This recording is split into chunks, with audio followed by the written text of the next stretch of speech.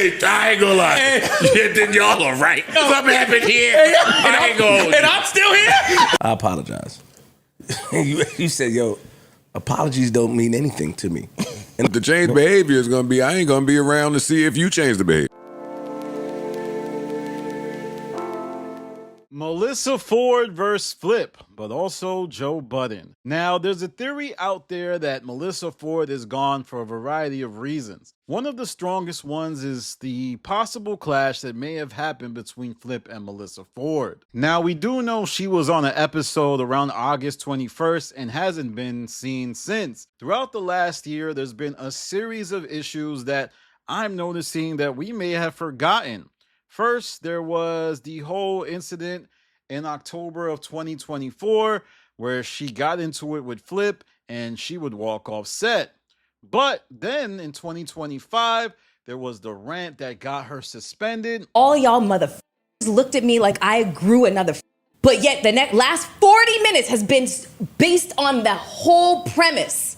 Y'all get on my nerves sometimes. And then there was the April 2025 Drake controversy.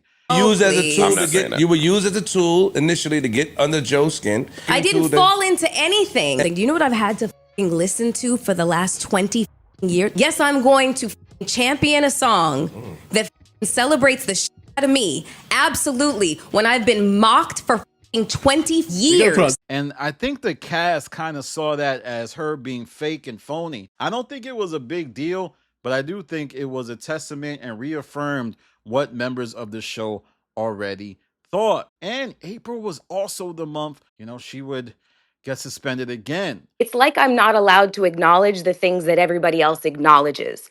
I see a lot of comments, that say there is a lot of dogpiling. Whenever Melyssa talks, there's constant interruption or there is a badly placed joke to kind of dismiss what she's saying or just kind of undermine the conversation and move it in another direction.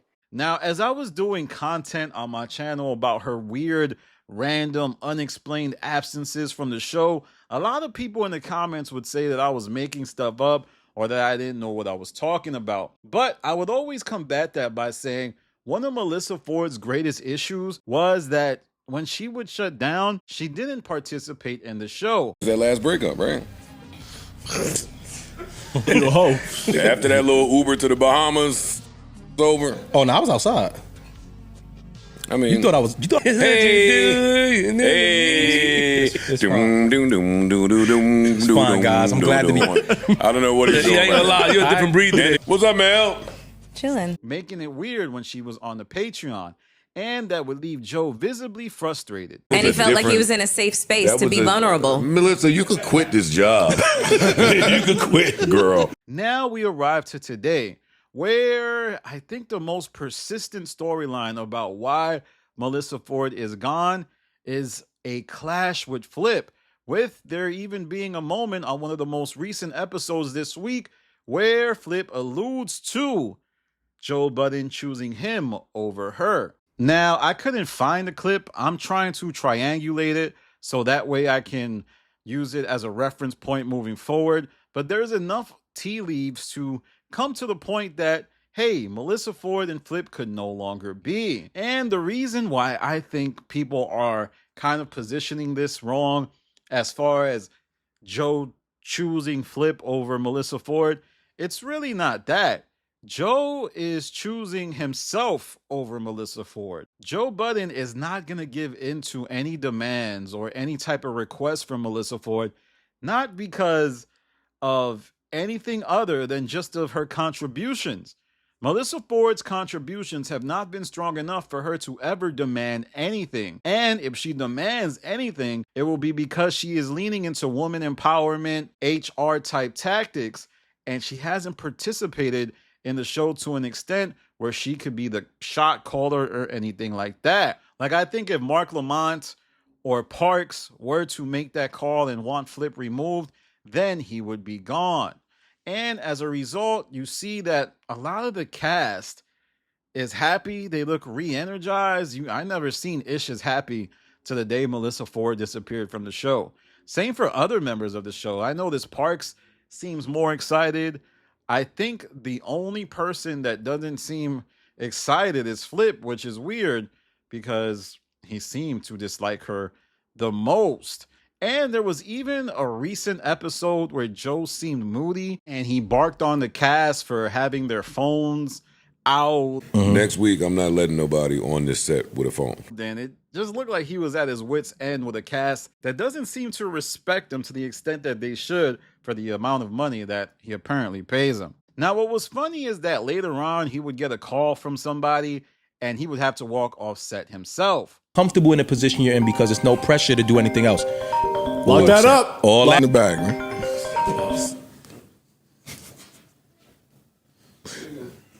Now, I was wondering, for Joe to go on a rant about how he doesn't allow phones on air and then get a call that is so serious that he has to take it and walk off set, I was wondering, was this about Melyssa Ford? May Ian have called him and gave him an update that he didn't particularly enjoy? I don't know, but I do know when Joe used to talk about Rory and Mal, it would seep on air and there would be big issues and a lot of drama. And sometimes the way he would act on air was as a result of that.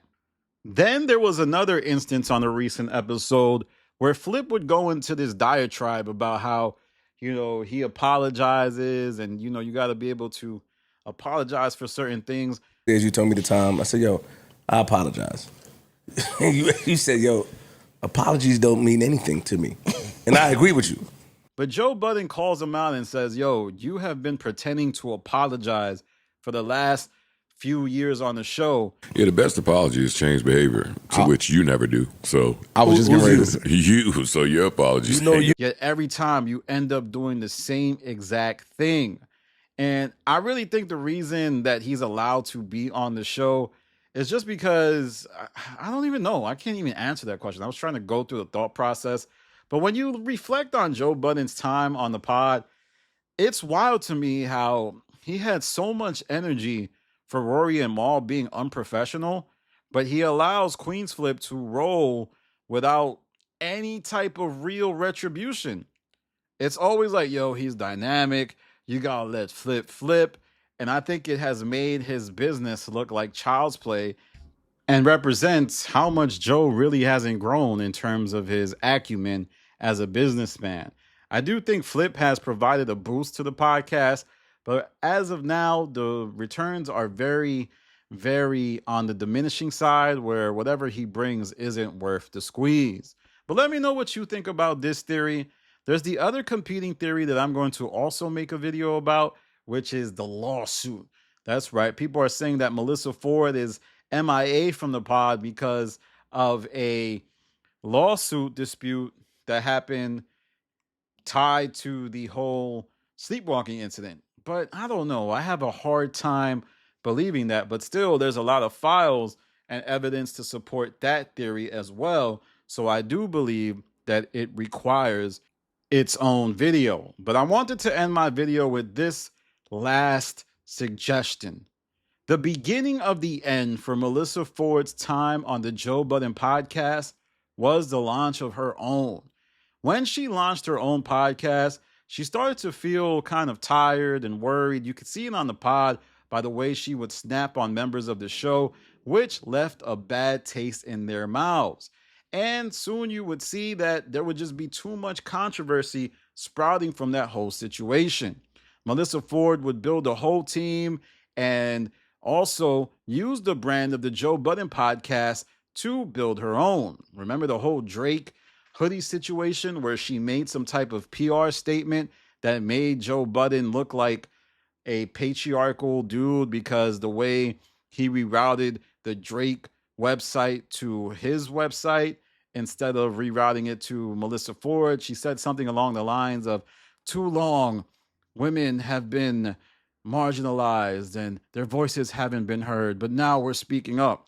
I think that left Joe Budden with a perception of Melyssa Ford that wasn't too advantageous.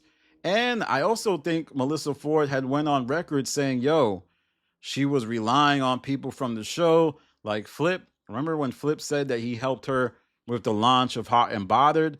So I think when Melyssa Ford needed support, members of the podcast showed her love, but then she would go on to act very celebrity and diva-ish with them, and that's when she lost the locker room.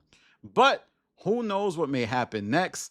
Did Melyssa Ford really sign an NDA, or is that just conjecture? I think that might actually be the case, because we all know Joe Budden has a sore spot for how Rory and Mal left and were able to use the Joe Budden podcast to launch their own platform. Then we also have to look at Melyssa Ford's legacy. Essentially, the same thing seems to be repeating itself as it did with Hollywood Unlocked. She disappeared for a while. It was unclear if she was going to be on the pod, and before you knew it, her exit was permanent. All right, y'all, let's keep an eye out on all this drama. Did Joe Budden choose Flip over Melyssa Ford, or did he just not care enough about Melyssa Ford to make any type of choice in her favor? Follow me on Instagram, The Stop TV. Follow me on Twitter, The Stop TV. This is Danny from The Stop. Peace.